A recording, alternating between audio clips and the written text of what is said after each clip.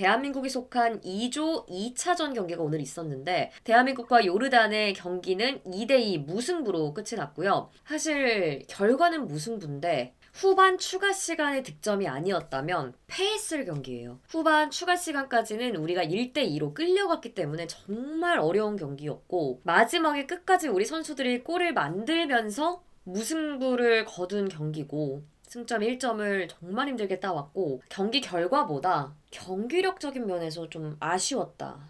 아쉬운 목소리가 나올 만한 경기였다라는 생각이 듭니다. 왜냐하면 월드컵이 아니잖아요.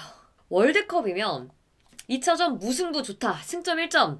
괜찮다.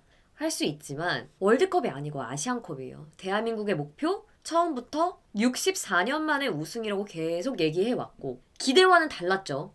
1차전도 경기력 면으로 봤을 땐 아쉬웠어요. 1차전에서 드러난 가장 큰 문제점. 중원이 삭제됐다. 이강인 선수가 후반전에 해줘서 그래서 멀티골을 기록을 하면서 승리를 가져왔지만 경기력적으로 봤을 때 좀 아쉬운데? 아쉬움이 남는 경기였거든요. 근데 같은 문제점이 나왔고 그래서 뭐가 가장 큰 문제였을까? 여러분이 생각하는 가장 큰 문제점이 뭐였을까? 얘기를 한번 해주십시오. 전반에 압박적으로 밀고 들어왔다 선수들이. 근데 그거를 풀 수 있는 능력이 없었다. 해줘 박목형이었다. 클린스만 감독님에 대한 아쉬움. 전술이 없습니다 라고 적어주셨고 일단 처음 얘기해주신 거 동의해요. 그 의견. 상대팀이 준비를 잘해왔다. 처음부터 강하게 압박해왔고 그게 우리를 힘들게 만들었다라는 의견을 주셨어요.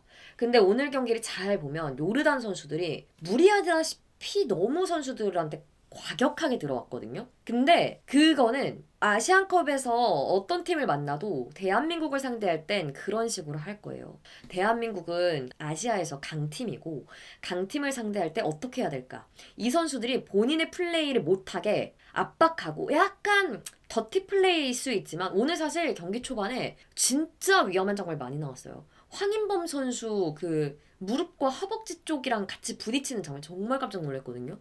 그리고 상대 선수가 팔꿈치로 황인범 선수 얼굴을 가격하면 황인범 선수 얼굴이 이렇게 돌아갔어요. 그런 장면도 있었고 그래서 결국 손흥민 선수가 또 PK를 영리하게 따내기도 했죠. 근데 이게 상대 선수가 계속 그렇게 과격하게 들어오면 우리 입장에서는 좀 위축이 될 수밖에 없어요. 그러면 안 되지만 그 무엇보다 부상을 당하면 안 되니까 저기서 작정하고 저렇게 들어오는데 피해야 되잖아요. 그러다 보니까 좀 볼을 잡고 침착하게 패스를 해야 되는데 잡으면 빨리 해야 되고 상대가 계속 태클 들어오고 그러다 보니까 좀 밀린 게 있긴 해요. 그냥 요르단이 한국을 어떻게 상대해야 되는지 분석을 해서 나온 거죠. 압박해라.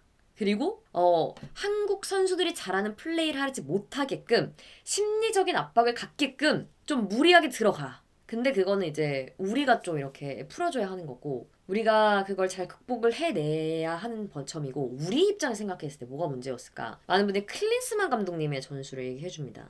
전술이 없다. 정확히 말하면 모르겠어요. 전술을 모르겠어요. 감독님이 하고자 하는. 조금 더 보면 디테일한 전술의 부재다라고 얘기를 해주셨어요. 저는 진짜 축구를 전문적으로 보는 사람도 아니고 그냥 축구 팬이에요. 한 명의 축구 팬으로서 오늘 클린스만 감독님한테 실망한 점이 뭐냐면요. 요르단이 1차전에 말레이시아를 상대로 4대0 대승을 거두고 올라왔는데 2차전에 한국을 상대하는데 1차전 대승을 거둘 때 측면에 있는 알타마리 선수 이 선수가 너무 잘하니까 리강에서 뛰는 이 선수 진짜 좋으니까 이 선수 막아야 된다. 이 선수는 오른쪽 윙이거든요. 이 선수를 막아야 된다. 축구를 잘 모르는 저도 이 선수 막아야 된다. 측면 플레이 중요하다. 이거 계속 얘기했거든요. 근데 이거를 클린스만 감독님이 분명히 알았을 텐데 그리고 분석을 했을 텐데 코치진에서 왜 데뷔를 하지 않았을까? 거기에서 저는 좀 실망한 거예요. 그래서요 여러분 제가 궁금해서 경기 후에 클린스만 감독 인터뷰를 찾아봤어요.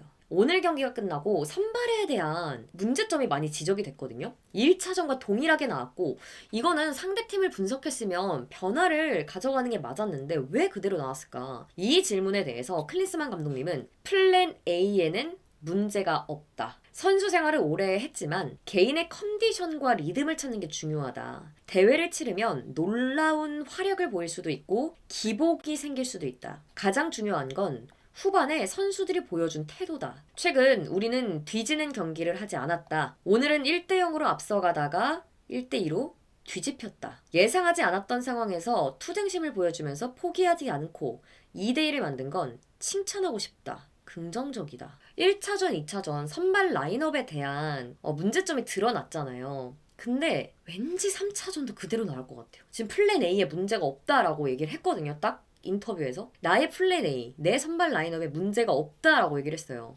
그래서 그대로 나오지 않을까. 아, 근데 그건 있다. 지금 이기재 선수가 햄스트링 쪽에 문제가 있다고 하던데요. 이기재 선수는 햄스트링 통증이 갑자기 찾아왔는데 참고 뛰었대요. 그래서 후반 시작과 동시에 김태환 선수랑 교체를 해줬다고 합니다. 이제 16강을 가는 것도 지금으로선 문제인데 16강을 가기 전에 3차전을 치르잖아요. 말레이시아랑. 원래 그 경기라면 1, 2차전에서 이미 지어놓고 16강 확정을 3차전엔 선수를 다 쉬게 해주고 카드도 털고 쉬게 해주고 16강보다 달려보자. 체력 충전하고 이렇게 갔어야 되는데 지금 그게 안 되잖아요. 그래서 3차전이 뭐 어떤 경기 양상을 띨지 모르겠지만 여러분이 클린스만 감독이라면 3차전 어떻게 나와야 될까요? 클린스만 형이 매경기 결승이라고 말해서 주전들 다 나올 것 같습니다. 근데 3차전에 선발 그대로 나오면 클린스만 감독님 어렵습니다.